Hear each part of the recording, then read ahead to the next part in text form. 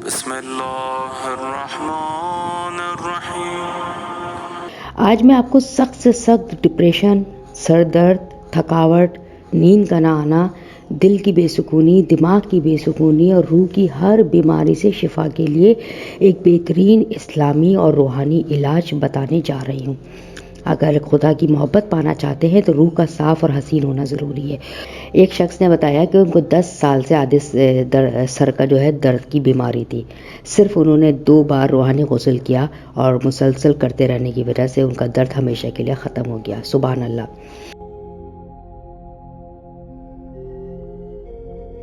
وظیفہ فور حاجت کے معزز سامعین، السلام علیکم۔ آج میں آپ کو سخت سے سخت ڈپریشن، سر درد، تھکاوٹ، نیند کا نہ آنا، دل کی بے سکونی، دماغ کی بے سکونی اور روح کی ہر بیماری سے شفا کے لیے ایک بہترین اسلامی اور روحانی علاج بتانے جا رہی ہوں۔ صدیوں سے یہ چلا آ رہا ہے اور اولیاء کرام نے خود بھی یہ کرتے رہے اور اپنے آگے آنے والی نسلوں کو بھی اس کی تعلیم کی ہے۔ کیا ہے یہ روحانی علاج؟ اولیاء کرام کہتے ہیں کہ صرف نہانے سے، جسم پر پانی ڈالنے سے، صابن رگڑ لینے سے ہم بظاہر تو حسین اور صاف ستھرے نظر آتے ہیں، مگر اس سے ہم خدا کو نہیں پا سکتے۔ اگر خدا کی محبت پانا چاہتے ہیں تو روح کا صاف اور حسین ہونا ضروری ہے، اور یہ پاکیزگی اور حسن روحانی غسل سے حاصل ہوتی ہے۔ ایک شخص نے بتایا، آپ کو میں اس کے کچھ تھوڑے سے واقعات بتا دوں تاکہ آپ کو اس روحانی غسل کی امپورٹنس پتہ چلے۔ ایک شخص نے بتایا کہ ان کو 10 سال سے عادی سر کا درد کی بیماری تھی۔ صرف انہوں نے 2 بار روحانی غسل کیا اور مسلسل کرتے رہنے کی وجہ سے ان کا درد ہمیشہ کے لیے ختم ہو گیا۔ سبحان اللہ۔ ایک صاحب نے بتایا کہ میری بیٹی کے چہرے پہ الرجی تھی، اس کو غصہ بھی بہت آتا تھا، طبیعت میں بھی اس کا جھگڑالو پن تھا۔ اس کو روحانی غسل کروایا، غصہ بھی ختم ہو گیا، الرجی بھی ختم ہو گئی، چہرے کے سب داغ دھبے ختم ہو گئے، چہرہ شفاف ہو گیا، ماشاءاللہ۔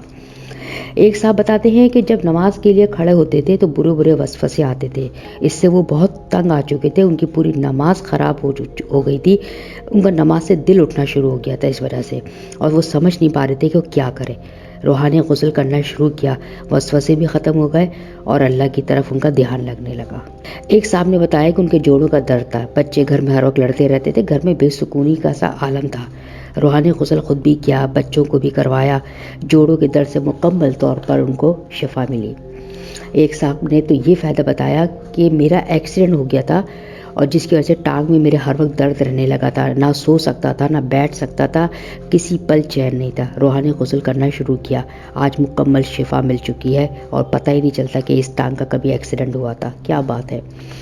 ایک صاحب نے تو وہ فائدہ بتایا ہے کہ اگر وہ یہ کر لے تو وہ شاید ولی بن جائے۔ وہ نماز کی پابندی نہیں کرتے تھے، کوئی ان کو پرواہ نہیں تھی، روحانی غسل کرنے سے نماز کی پابندی تو کرنی شروع کی، تہجد بھی پڑھنے لگے اور بڑے بڑے اذکار بھی پڑھنا شروع ہو گئے اور اللہ کے قریب ہوتے چلے گئے۔ ایک خاتون نے بتایا کہ چہرے پر غیر ضروری بال تھے ان کے، غسل اس تصور سے انہوں نے کرنا شروع کیا، چہرے کے سب غیر ضروری بال ختم ہو گئے۔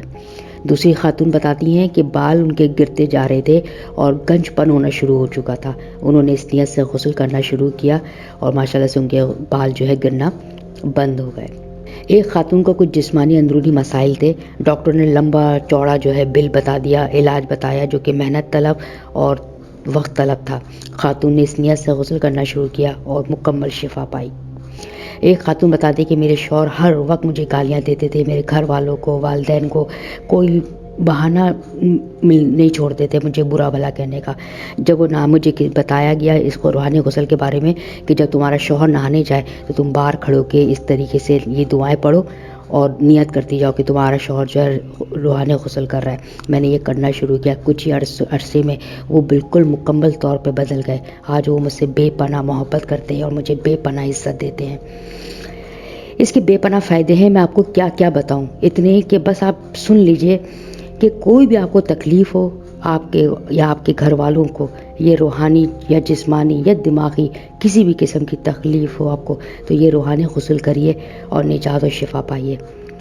اب آپ طریقے کی طرف آ جائیے، طریقہ غور سے سن لیجئے تاکہ کسی قسم کی آپ کو کوئی پریشانی نہ ہو۔